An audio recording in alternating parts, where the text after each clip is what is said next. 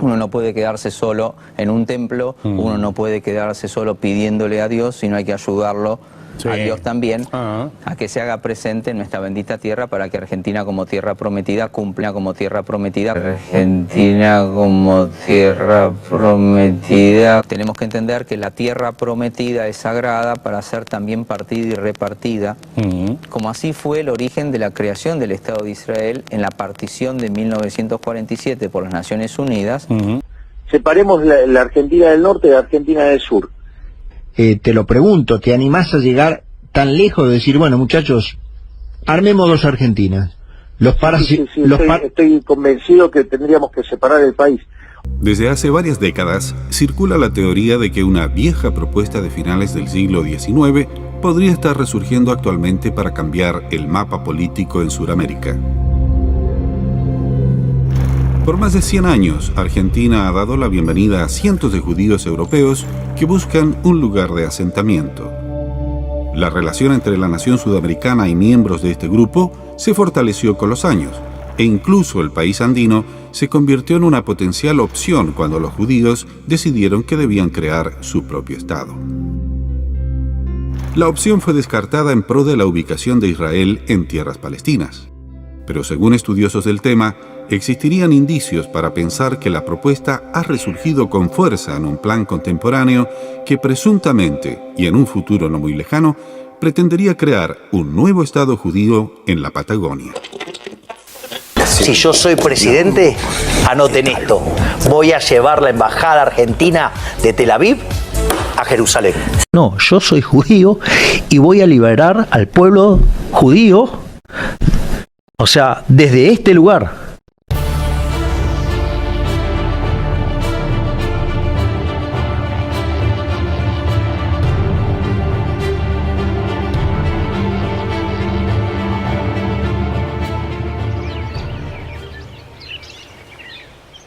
Cuando se estaba buscando dónde localizar un estado para el pueblo judío, entre los muchos lugares que se barajaron, la Patagonia de la Argentina era un lugar a tomar en cuenta. Eso es conocido aquí en Argentina como el Plan Andinia, que es la ocupación de la Patagonia argentina por parte del sionismo.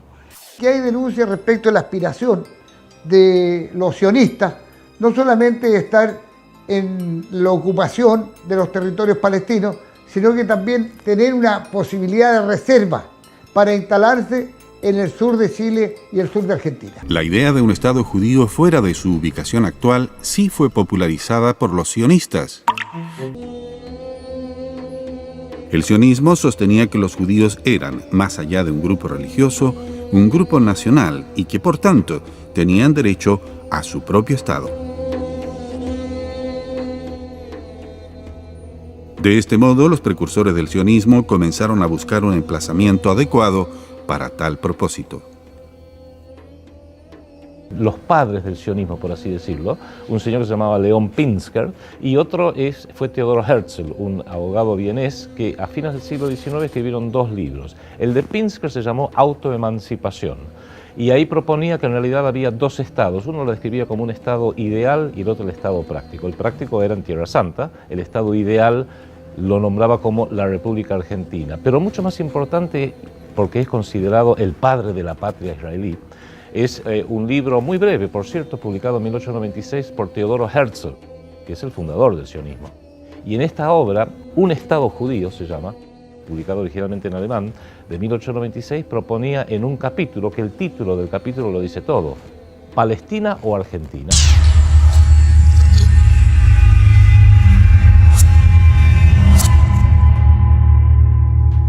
Dijo que en la Argentina, que había tantas tierras sin poblar, se podía pensar en hacer allí, mediante compras de tierras, un Estado judío.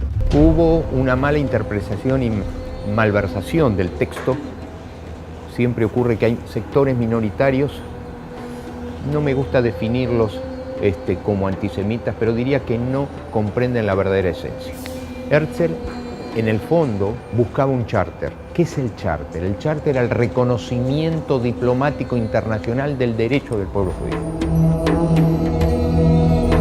El libro de Herzl se ha seguido reeditando y traduciendo en todo el mundo.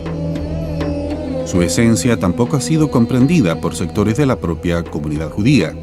Diversos grupos judíos no han dejado de mostrar su desacuerdo con el sionismo y sus fundadores desde sus mismos comienzos. El rechazo al movimiento sionista y a sus procedimientos aún se deja sentir hoy en día dentro de la propia comunidad hebrea, con manifestaciones de repudio por todo el mundo, con las que expresan que no se sienten representados por el actual Estado de Israel. Ser judío no implica necesariamente ser israelí, ser ciudadano israelí ni haber nacido en Israel. Yo soy argentino, mis padres son argentinos, todos los que venimos aquí somos judíos y ninguno es israelí. Cuando se hace referencia a la comunidad israelita, se está hablando de procedencia. Nosotros somos descendientes del antiguo pueblo de Israel bíblico. Así pues, las opciones propuestas para el emplazamiento del Estado soñado por Herzl carecieron de un apoyo unánime y el texto de su libro fue considerado por los judíos dentro de las sinagogas contrario a las enseñanzas religiosas del judaísmo, con lo que quedó patente que siempre existirían diferencias dentro de la propia comunidad. Si Herzl no contaba con apoyo suficiente dentro de los seguidores de su religión, ¿por qué propuso a Argentina como una opción alternativa a Palestina? Hay que verlo en el contexto histórico de la época. Palestina estaba en manos del Imperio Otomano Turco, de manera que la posibilidad a fines del siglo XIX, principios del siglo XX, de que eso pudiera darse en Palestina eran muy remotas. Sí en Argentina, y ahí se explica por qué a fines del siglo XIX se inició una fuerte inmigración propiciada por la Jewish Agency de Londres de judíos europeos hacia la República Argentina. En la Argentina desde hace como mínimo 100 años existe una colectividad judía importante. Hubo una inmigración importante a partir de los años de 1900 aproximadamente, que se intensificó organizadamente a partir de la década del 30 con la intervención de la agencia judía de la banca Rothschild, que financió la inmigración a la Argentina de familias judías que se radicaron especialmente en el campo. Mis antepasados, los judíos que llegaron, la mayoría producto de los pogroms, de las persecuciones de Rusia, se instalan en Entre Ríos, se instalan en Santa Fe, y de ahí esas colonias de judíos que ayudaron a construir nuestra patria.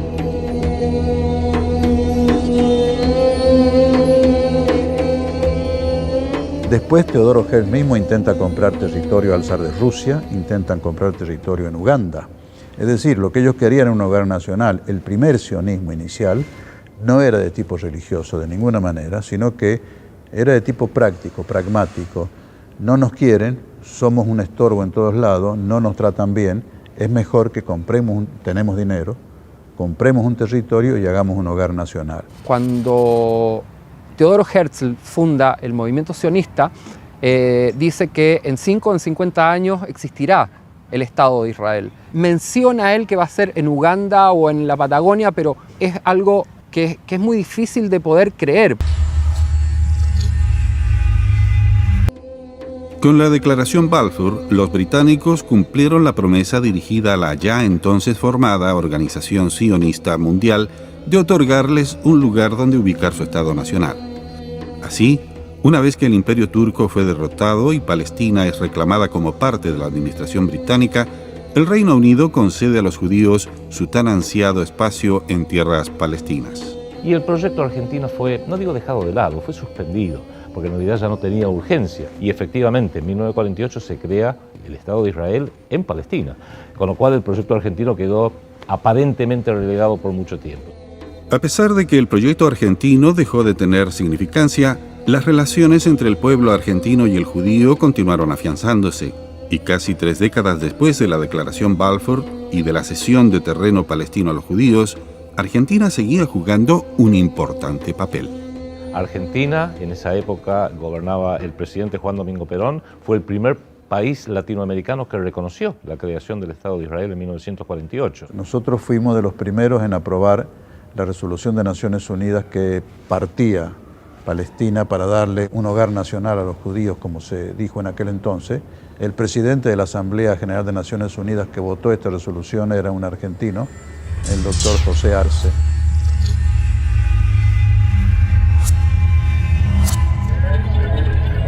Teodoro Herzl murió en 1904, y aunque en su libro solo mencionó a Argentina como alternativa a Palestina, algunos años después, en 1938, el pensador y militar Joseph Ottmar Efter escribió un panfleto que distribuyó por todo Nueva York, en el que sugería a Chile como posible lugar para el establecimiento de un nuevo Estado judío. La idea de Efter fue mencionada en un reportaje titulado Puertos de Refugio, que salió publicado en el semanario Mundo Israelita de Argentina el 16 de mayo de 1942. Pero la relación de Chile con el pueblo judío fue bien distinta. Estos temores fueron avivados en 1971 por el profesor de Economía de la Universidad de Buenos Aires, Walter Beveracci, un autoproclamado ultraderechista que, basándose en los escritos de Herzl, divulgó una teoría a la que denominó Planandinia, según la cual existiría una supuesta conspiración para segmentar la Patagonia argentina y chilena y crear allí otro Estado judío.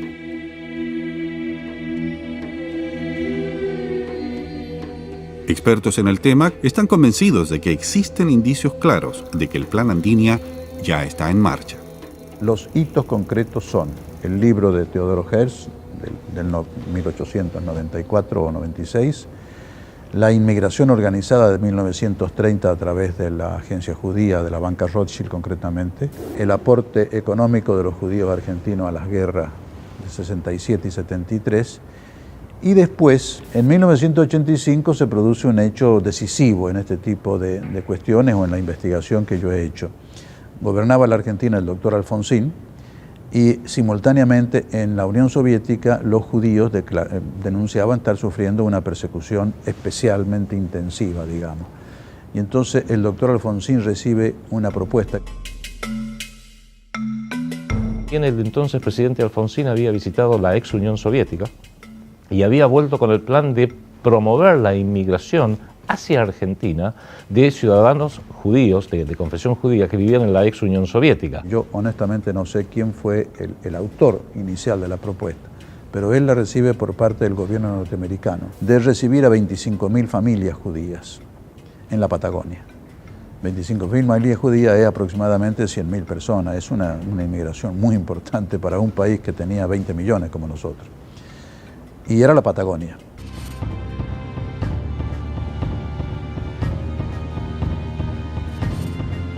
Desde el primer momento de la creación del Estado de Israel se forma un tratado, un verdadero tratado de tipo internacional entre el Estado de Israel y la Organización Sionista Mundial, por la cual se dividen tareas y el Estado de Israel se compromete a financiar los trabajos de la Organización Sionista Mundial para que se encargue de organizar, dicen ellos, y atender a lo que ellos llaman la diáspora, es decir, los judíos que están fuera de Israel. Desde entonces, el papel de Israel como controlador político, como verdadero comisario y conductor político de las asociaciones de judíos en la Argentina ha ido creciendo y hoy el control de Israel sobre la DAYA y la AMIA y la OSA, la Organización Sionista Argentina, es total. En Argentina existen cimientos bien establecidos por el Estado de Israel con agrupaciones como la Delegación de Asociaciones Israelitas Argentinas, más conocida como DAYA, con más de 140 instituciones judías asociadas, la AMIA, la Asociación Mutual Israelita Argentina, y la OSA, la Organización Sionista Argentina. Somos un poco la embajada civil, la embajada no protocolar, y trabajamos con nuestra comunidad para reforzar ese vínculo con Israel y donde de alguna forma somos un puente con nuestros hermanos en Israel. Aquí las principales organizaciones judías, DAYA y AMIA, se declaran abiertamente sionistas y leales que sustentan al Estado de Israel en todo lo que el Estado de Israel emprenda. Esta importante red desplegada en Argentina para procurar el bienestar de la comunidad judía constituye para ciertos sectores un indicio de que algo se estaría diseñando, al igual que el hecho de que exista un consulado honorario de Israel en la Patagonia, concretamente en Neuquén. El consulado generalmente es un apéndice, digamos, de la embajada. Yo no soy un cónsul de carrera, sino que en determinado momento el país puso sus ojos en mí, digamos, y en una determinada zona. Además del notorio desarrollo tanto sionista como israelí en Argentina, otro de los pilares en los que se apoya la teoría del Plan Andinia es el control de la tierra. Desde hace más de una década se le ha propuesto a Argentina el uso de su territorio como moneda de cambio. Nada más y nada menos que el diario The New York Times, que es el diario madre de Estados Unidos, e incluso íntimamente ligado al movimiento sionista y a la comunidad judía, propuso en un artículo de 2002, como Argentina había cesado en el pago de la deuda externa, proponía que la secesión de la Patagonia podría ser una forma de resolver ese tema.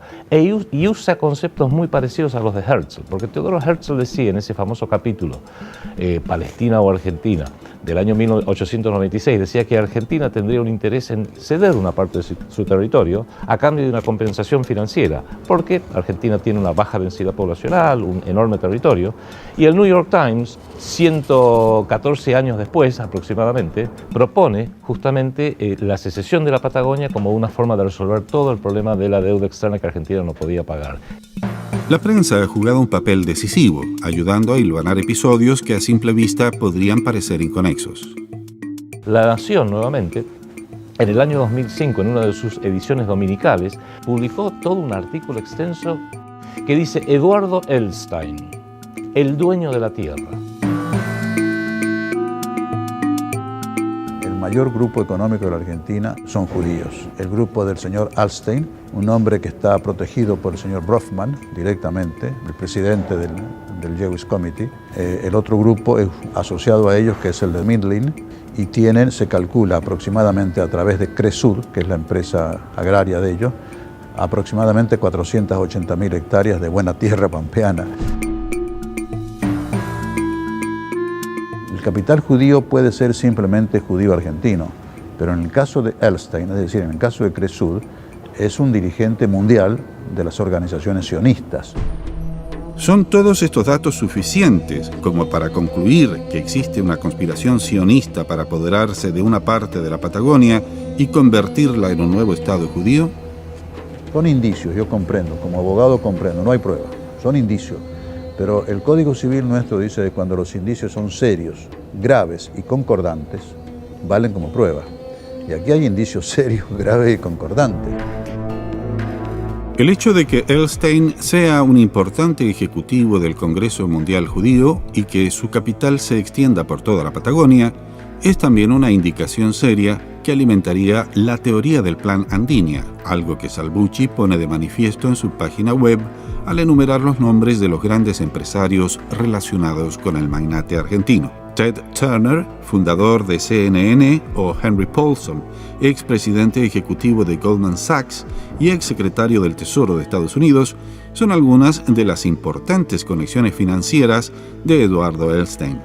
Pero existe un nombre que destaca sobre el resto por ser el único de la lista con tierras e intereses en la Patagonia, el de Douglas Tompkins.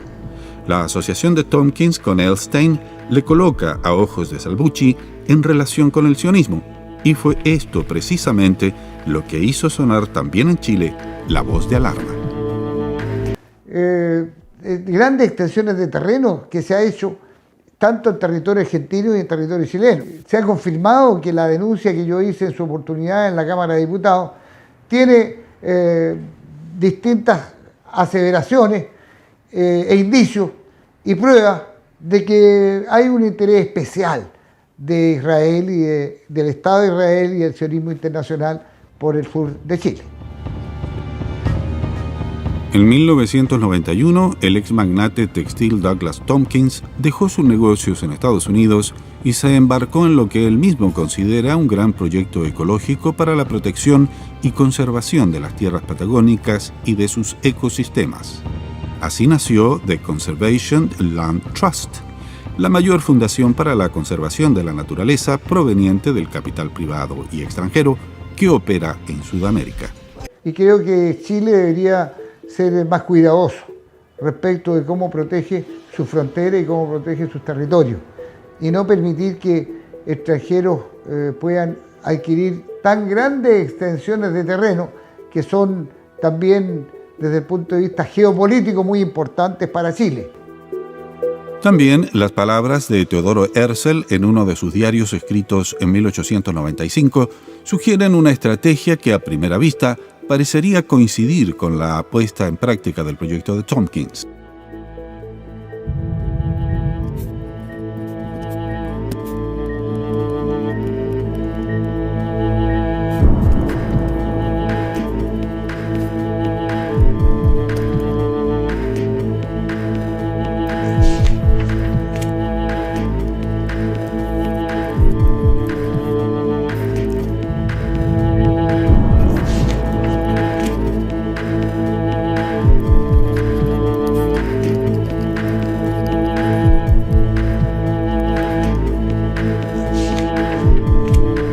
¿Se trata de una simple coincidencia o sirven las palabras de Herzl como inspiración? ¿Constituyen un hito más en apoyo de la teoría del Plan Andinia? El interés de Tompkins no solo abarca territorios de la Patagonia chilena, sino también de la Argentina.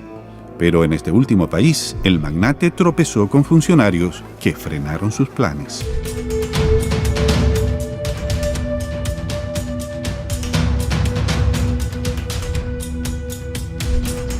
Lo que sí conocemos con certeza es la visita año a año de contingentes israelíes, de reservistas del ejército israelí que vienen a la Patagonia, tanto argentina como chilena, supuestamente a desestresarse de su paso por el ejército de Israel. Otro de los hitos o piezas clave en las que se apoya el Plan Andinia es el supuesto estudio de la tierra por parte de numerosos jóvenes israelíes que recién salidos del servicio militar viajan año tras año a la Patagonia. Después de 3 años de un servicio militar muy riguroso, los que salen del servicio militar tienen la posibilidad o salen de paseo por lo menos 1 año. Israel ha dicho que son las vacaciones de sus soldados conscriptos que después de 3 años de servicio militar se les paga vacaciones, pero han confesado o reconocido que esas vacaciones se las pagan en determinados lugares del mundo, no en cualquier lugar. Uno de esos lugares donde más vienen, reconocido, es la Patagonia chilena y argentina, en ambos. Están incursionando todos los años, si bien es cierto no se vienen a vivir, pero sí están incursionando todos los años y haciendo labores de reconocimiento de territorio, y quizás tienen más conocimiento de ese territorio que los propios chilenos. Están basados, digamos, justamente en alguna comprobación de la existencia de militares, digamos, israelíes, tanto en la Patagonia chilena como en Argentina. Pero estas teorías se han hecho tan populares entre los habitantes de la región patagónica que han originado que los vecinos lleven a cabo sus propias investigaciones. I want to know why do you prefer to come here instead to go another parts of the world? Oh, because first of all, because the scenery here is very different from the one we have in Israel. Very different.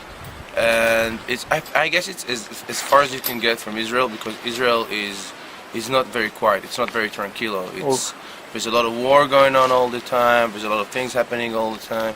So Israel is like, right after the military service, Israel is wanting to like escape Israel and come here.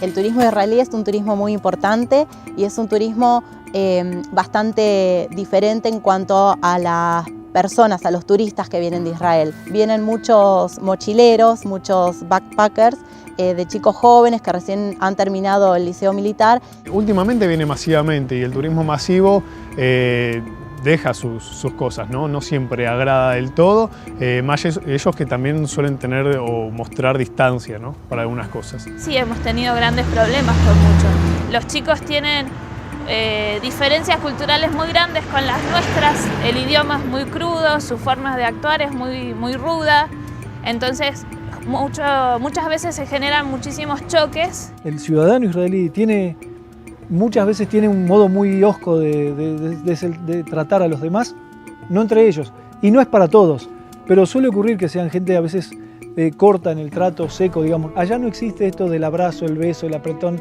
Son más, un poco más distantes en el trato. Precisamente para romper estas barreras culturales existen personas como Leo. Nacido en Argentina, pero de familia judía, vivió en Israel de los 23 a los 25 años. Allí aprendió la lengua y la cultura hebreas. Ahora es voluntario en el municipio de El Calafate, en Argentina, donde trabaja solo con jóvenes turistas israelíes a los que da charlas de bienvenida para ayudarles a integrarse sin problema en el entorno. Yo me autodefino como una persona que achica las distancias culturales. Al haber nacido en Argentina y haber vivido en Israel y hablar las dos lenguas, hablar y escribir las dos lenguas, me da otro entendimiento de la situación en el que yo les puedo decir a ellos, les puedo explicar en su idioma cómo son las cosas acá.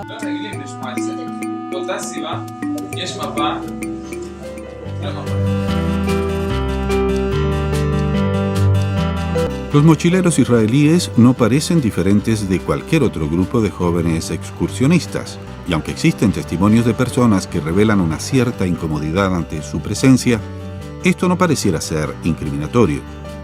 ¿Qué otros datos de peso se han analizado entonces para sostener la teoría de que los mochileros israelíes que visitan la Patagonia vienen en misión secreta como parte del Plan Andinia? Uno de los casos más importantes, diría, por la fuente del mismo, es un artículo publicado en el diario La Nación. El 5 de enero de 1986 publica un artículo muy interesante donde describe cómo se avisonan y se han avistado muchísimos mochileros, o sea, backpackers, ¿no? Jóvenes, chicos jóvenes, por toda la Patagonia. Y le hacen una entrevista a un grupo de ellos en El Calafate, de la provincia de Santa Cruz, y ellos mismos dicen que en realidad están haciendo relevamientos en esa y otras partes de la Patagonia para eventuales asentamientos judíos en esa región y que incluso serían más fáciles de lo que fue hacer los asentamientos en Palestina, en el actual Estado de Israel, porque Argentina, por sus recursos, su agua potable, su potencial para alimentos, etc., sería un lugar ideal para futuros asentamientos israelíes en la zona. Eso ha hecho que mucha gente en Argentina, no toda la opinión pública, todavía es un tema que no está generalizado en la opinión pública, tomara nota, empezar a estar un poquito alerta, por así decirlo. En el artículo, Alberto Levi, quien se presentaba como portavoz de un grupo de israelíes que realizaban un relevamiento en la zona, declaraba públicamente que trabajaba en el proyecto de crear una colonia judía en el lugar, con el aval de las autoridades argentinas. Incluso habla de un proceso de gestión de préstamos que el gobierno argentino de la época habría estado facilitando para colaborar en la fundación de dicha colonia. Vienen en carpas último modelo, muy bien equipadas, vienen en grupo de 5 o 6 con un hombre mayor, el jefe del grupo es un militar, tienen instrumental de última generación para el estudio de la topografía del lugar. Ese instrumental y esa carpa queda. Viene un grupo hasta 10 días o una semana, se va, viene otro, usan la misma carpa, el mismo instrumental. Es decir, se puede hablar con seriedad de un turismo, entre comillas, pero organizado por el Estado de Israel con militares. De modo tal que esto no es historia fantasiosa, son hechos de la realidad. También existen conjeturas que apuntan a que el cese del máximo responsable de las Fuerzas Armadas Argentinas, el teniente general Roberto Fernando Bendini, fue provocado cuando él mismo quiso llamar la atención sobre la presencia de mochileros israelíes. Alrededor del año, creo que fue 2005 o 2006, no recuerdo la fecha exacta, el entonces jefe del Estado Mayor Conjunto de las Fuerzas Armadas en la República Argentina, bajo el actual gobierno Kirchner, el general Bendini, en una conferencia que él dio en la Escuela Superior de Guerra, una conferencia cerrada, privada, que dio en la Escuela Superior de Guerra del Ejército Argentino en Buenos Aires, mencionó la preocupación del ejército argentino, al menos, respecto de todos estos informes de que hay muchos contingentes de mochileros, jóvenes casi todos ellos, israelíes por toda la Patagonia. Pareciera que alguien dentro de esa conferencia divulgó esto, llegó a la AMIA, llegó a la DAIA, especialmente la DAIA, que es el brazo político de la AMIA, de la Delegación de Asociaciones Israelíes en Argentina, llegó nuevamente a los diarios, y es tal la presión que se ejerció que obligó a que el general Bendini renunciara, fue reemplazado por el gobierno, con lo cual muchos lo visualizaron como que estos poderes que promueven asentamientos sionistas en Argentina tienen el poder de remover al propio comandante en jefe del ejército o el jefe del Estado Mayor Conjunto de las Fuerzas Armadas. En opinión del senador chileno Eugenio Tuma Sedán, esos mismos poderes no solo ejercen su influencia en Argentina, sino también en Chile, donde resulta extraño ver cómo los jóvenes veraneantes israelíes disponen de más facilidades para entrar al país que los turistas de cualquier otra nacionalidad. Falacia o no, tal y como hemos escuchado, se han presentado quejas considerables contra los jóvenes mochileros, y en ocasiones la imprudencia de algunos de sus actos, como adentrarse en zonas restringidas sin autorización, ha tenido consecuencias devastadoras.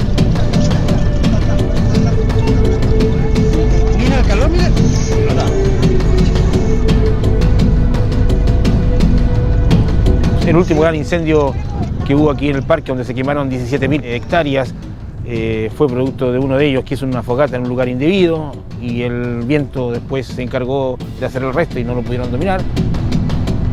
En enero de 2012, el joven israelí de 23 años, Rotem Singer, fue detenido bajo la acusación de haber provocado unos días antes, el 27 de diciembre, uno de los incendios más devastadores de los últimos años en Chile, en el que ardieron más de 17.000 hectáreas en el Parque Nacional Torres del Paine, en la Patagonia chilena.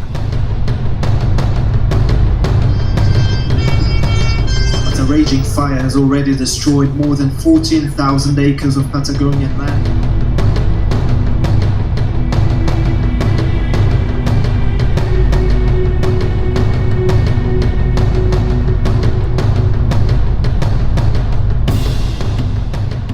Fueron brigadistas santacruceños a tratar de combatir el incendio porque fue verdaderamente, muy importante, y de hecho acá en Calafate, como nos une la cordillera de los Andes, que a esta altura no es muy alta, el humo que llegaba día a día era muy fuerte.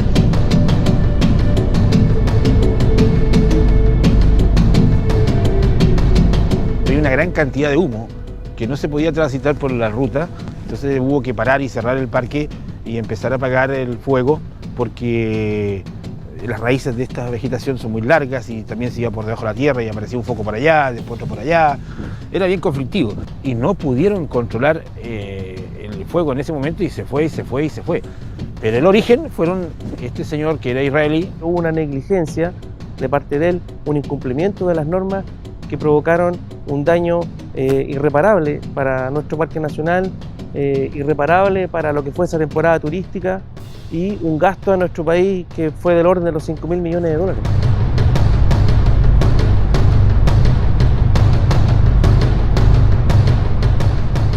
Y aunque los daños en la zona afectaron a un gran número de familias, muchos vecinos estiman que la acusación que se le hizo al joven israelí y su grupo de amigos fue apresurada e injusta. Juan administra uno de los hostales donde se albergaban los chicos cuando se produjo la tragedia. Él y su madre brindaron todo su apoyo a los muchachos israelíes durante el proceso judicial. Él, cuando las primeras declaraciones, él no entendía nada. Entonces el hijo después lo fue a hacer de traductor, y también nosotros, la familia completa, estábamos 100% apoyando a él, porque siempre sentimos que no tuvo la culpabilidad, que pasó algo que, solamente él lo sabe porque nadie estuvo presente. Y lamentablemente la justicia lo quiso castigar por algo que no fue.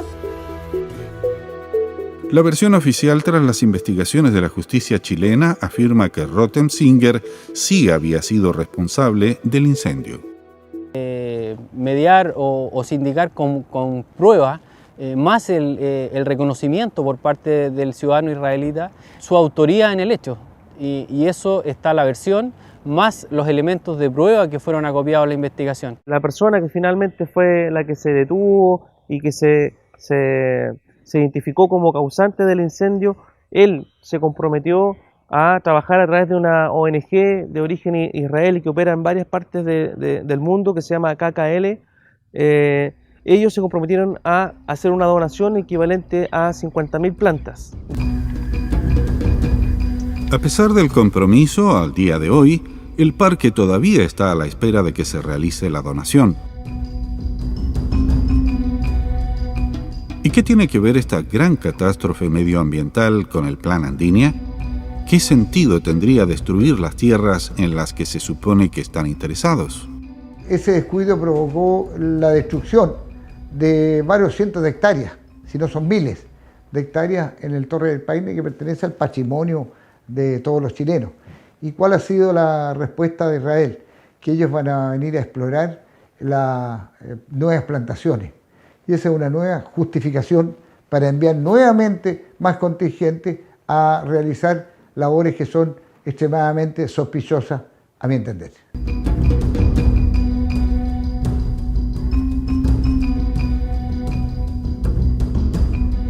El periodista chileno Alfredo Peña describió en un artículo la supuesta conexión entre las destrucciones forestales y el Plan Andinia.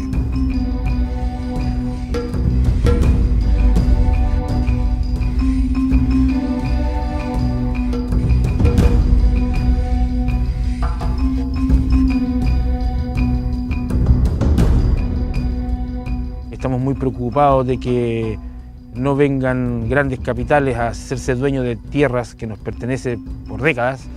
Cuando hablo de Patagonia, hablo del lado argentino y chileno. Creo que tenemos el mismo pensamiento, el mismo sentir, la gente, el ciudadano que vive en esta zona. Creo que hay una creciente concientización, especialmente entre el pueblo argentino, la opinión pública argentina, porque notablemente en los últimos 20, 30 años empezó a haber lo que podríamos definir como un renovado interés sobre el territorio argentino, notablemente en la Patagonia, que es una zona muy rica en primer lugar en recursos naturales. Yo diría que más que un Estado, quizás hay una preocupación por hacerse o asegurarse fuentes, digamos, de recursos acuíferos, y todos sabemos que los posibles conflictos que van a establecerse en el mediano plazo no van a estar dados por el petróleo, sino fundamentalmente por la existencia de agua dulce. Y las mayores reservas de agua dulce mundial están en la Patagonia. Según los expertos, el siguiente factor de peso que sustentaría la teoría del Plan Andinia es la actual situación geopolítica y de conflicto en Israel. Uno va armando el rompecabezas que creo que hoy cobra una especial peligrosidad y que creo que aceleran los tiempos. Y es que el Estado de Israel, por errores propios, es de una inviabilidad como Estado solo, como Estado soberano y solo, sin apoyo excepcional, como decíamos antes, que recibe de Estados Unidos y de la Unión Europea. Si a Estados Unidos, sin embargo, se le cortara este apoyo irrestricto que recibe en lo económico, financiero, diplomático, militar, Israel no sobrevive ni 24 horas. El Estado judío se está haciendo cada vez más inviable. Lleva, 70 años de subsistencia aproximadamente, y son 70 años de guerra. La gente se ha cansado. En los últimos años el Estado de Israel tiene un balance migratorio negativo. Están yendo más judíos de Israel de los que están entrando. Como no viven bien porque hay bomba, porque hay cohete, porque hay alguna crisis económica, están tratando de salir de Israel. Esto está trayendo que poco a poco Israel vaya quedando en más minoría, en una minoría más pequeña relativa dentro del Medio Oriente, y tiene que depender cada vez más de las armas y cada vez más del apoyo norteamericano. Como este apoyo está menguando evidentemente desde hace por lo menos 4 años, por razones estratégicas de los Estados Unidos que no viene al caso, la posibilidad de que en algún momento del futuro no tan lejano, Israel busque un segundo hogar nacional, crece. Esto es lo que nos preocupa más. Para mí el indicio más fuerte de una posible desaparición del Estado de Israel me lo está dando una persona que fue el agente sionista más importante dentro de los Estados Unidos, llamado Henry Kissinger. Henry Kissinger fue secretario de Estado de los Estados Unidos en 2 mandatos presidenciales y consejero de Seguridad Nacional en uno. Este hombre, de origen germano-judío, tuvo una gran influencia sobre la política internacional e incluso hoy en día sus análisis son altamente tenidos en cuenta. New York Post, un periódico norteamericano, ha publicado una noticia que nadie desmintió. Las 16 agencias de investigaciones y de inteligencia norteamericana, son 16, yo no sabía que eran tantas, uno conoce la CIA, el FBI, son 16 en total. Según Kissinger, las 16 han hecho un estudio para el gobierno norteamericano que determina que Israel en 10 años desaparece. Yo creo que todos los países pueden desaparecer. O sea, si uno se pone a revisar la historia, hace 300 años no existía ningún país latinoamericano, ningún país europeo. Entonces las realidades políticas cambian, la historia no está clausurada. Bueno, pero sin lugar a dudas, en el caso particular, yo diría que Israel tiene un problema serio. Es un país que tiene una estructura de gueto, aislado, y que de cierta manera, digamos, yo creo que la clausura de sociedades lo que produce es un envejecimiento y por lo tanto un colapso. Y yo creo que no sería mantenible un Estado de Israel basado solamente en su superioridad militar. Porque si eso cambiara, lógicamente, digamos, no tiene ninguna posibilidad de mantenerse en la zona. Y si se tomase por ventura una decisión de dejar Israel cuartel militar, lo digo en forma figurada, con armas nucleares en Medio Oriente, por un lado, y esa otra población, la población de gente normal como sos vos, como soy yo, como son la mayoría de los que están viendo esta entrevista, seguramente ese lugar natural sería la Patagonia Argentina, Argentina-Chilena incluso.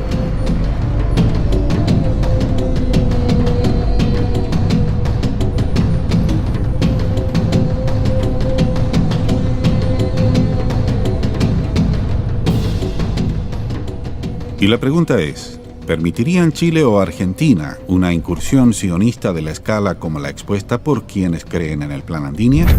Uno no puede quedarse solo en un templo, uno no puede quedarse solo pidiéndole a Dios, sino hay que ayudarlo a Dios también, a que se haga presente en nuestra bendita tierra para que Argentina como tierra prometida cumpla como tierra prometida. Argentina como tierra prometida. Tenemos que entender que la tierra prometida es sagrada para ser también partida y repartida, como así fue el origen de la creación del Estado de Israel en la partición de 1947 por las Naciones Unidas. Separemos la Argentina del norte de la Argentina del sur. Te lo pregunto, ¿te animás a llegar tan lejos de decir, bueno, muchachos, armemos dos Argentinas? Estoy convencido que tendríamos que separar el país.